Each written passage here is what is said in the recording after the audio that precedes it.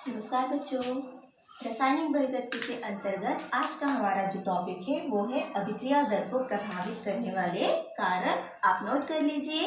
Question है अभिक्रिया दर को प्रभावित करने वाले कारक समझाइए।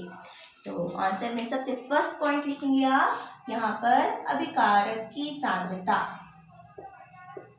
अभिकारक की सांद्रता।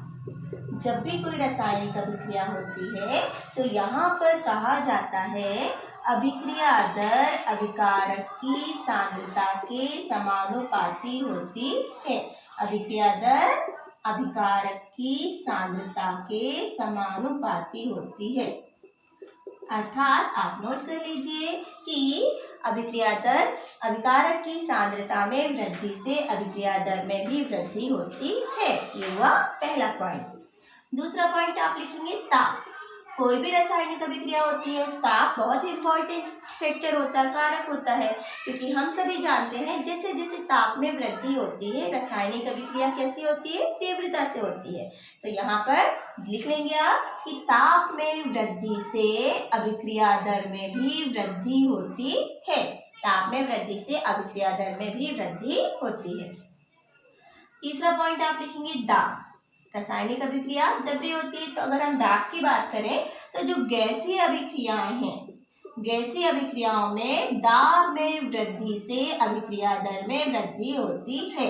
गैसीय अभिक्रियाएं क्योंकि हम सभी जानते हैं गैस के अणु दूर दूर होते हैं, जैसे ही उस पर हम दाब डालते हैं तो गैस के अणु दबाव के कारण क्या हो जाते हैं, पास पास। और जब अणु पास पास होंगे तो अभिक्रिया दर भी क्या होगी, अणु आपस में क्रिया करेंगे तो अभिक्रिया तीव्रता से होगी। तो गैसीय अभिक्रियाओं में दाब में वृद्धि से अभिक्रिया दर में भी वृद्धि होती है। आप नोट कर लें इसे। नेक्स्ट पॉइंट है फोर्थ है हमारे पास क्रिया कारक की प्रकृति।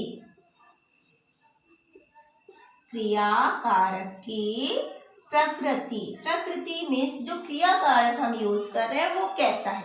या तो जो अभिकारक है या क्रिया कारक है वो हो सकता है सरल अणु या वही हो सकता है जटिल अणु। जटिल अणु, सरल अणु जैसे अगर हम बात करें हमारे पास हाइड्रोजन है, मीथेन है, कैसे है, सरल अणु है। लेकिन अगर यहीं पर मैंने ले लिया HNO3, नाइट्रिक ऑक्साइड, तो ये जो कुछ होते हैं जटिल अणु होते हैं। सरल अणु मतलब जिनके बंध आसानी से टूट जाते हैं, जटिल अणु जो बंध आसानी से, जिनके जो परमाणु होते हैं या जिनके बीच में जो बंध होता है परमाणुओं के मध्य में वो आसानी से नहीं टूटता। तो जैसे ही बंध आसानी से टूटेगा तो रासायनिक अभिक्रिया आसानी से होगी। तो सरल अणुओं में जो रासायनिक बंध होते हैं वो आसानी से टूट जाते हैं। अर्थात यदि क्रिया कारक सरल अणु है तो अभिक्रिया दर भी कैसी होगी, अधिक होगी। लेकिन यदि क्रिया कारक की प्रकृति जटिल है मतलब अणु जटिल है तो रासायनिक अभिक्रिया की दर में क्या होगी, कमी होगी। तो आप इसे भी नोट कर लें।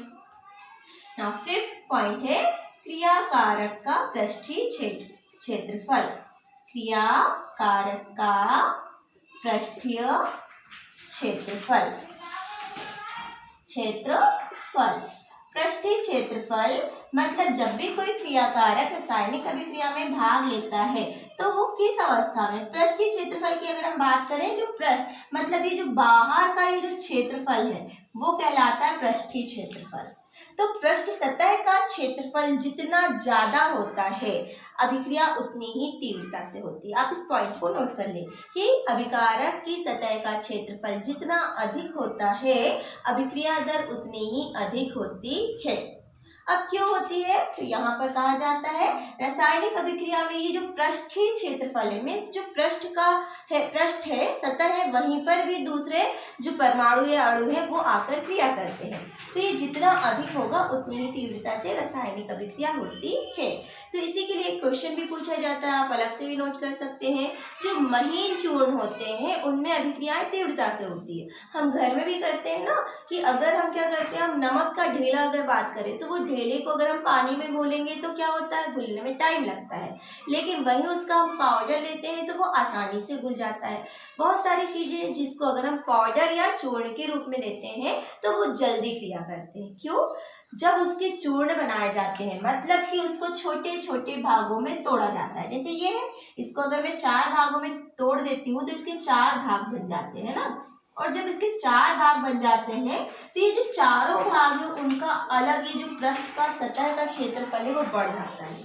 तो जैसे ही किसी बड़े भाग को, जटिल अणु को हम छोटे पाउडर में परिवर्तित करते हैं तो उसका पृष्ठीय क्षेत्रफल बढ़ जाता है, जिससे रासायनिक अभिक्रिया तीव्रता से होने लगती है। तो इसे नोट कर ले कि पृष्ठीय क्षेत्रफल में वृद्धि से अभिक्रिया दर में वृद्धि होती है।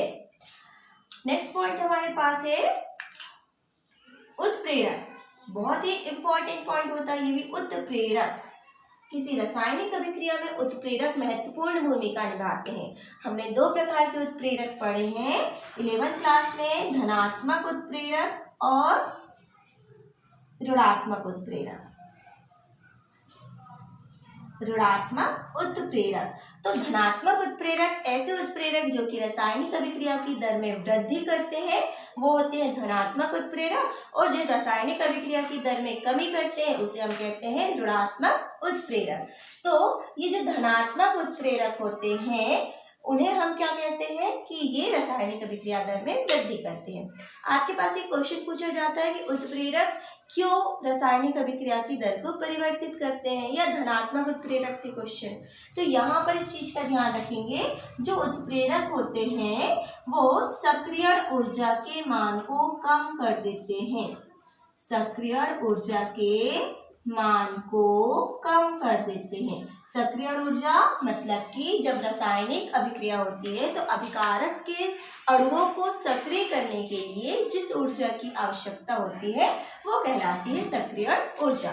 तो जो उत्प्रेरक होते हैं वो इसके मान को कम कर देते हैं, जिसके कारण अभिक्रिया तीव्रता से होने लगती है। लास्ट पॉइंट है, इसे आप इसे लिख लें, विकिरण।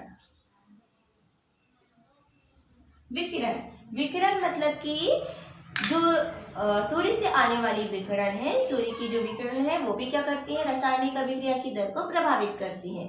प्रकाश, जो भी अभिक्रियाएं सूर्य के प्रकाश की उपस्थिति में होती है उन्हें हम प्रकाश रासायनिक अभिक्रिया भी कहते हैं। प्रकाश रासायनिक अभिक्रिया भी कहते हैं।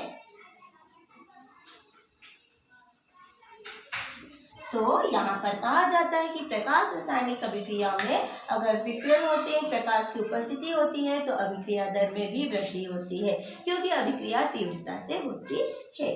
तो ये जो पॉइंट्स है अभिक्रिया की दर को प्रभावित करने वाले कारक ये पूछे जाते हैं, इन्हें आप नोट कर लें और याद करें।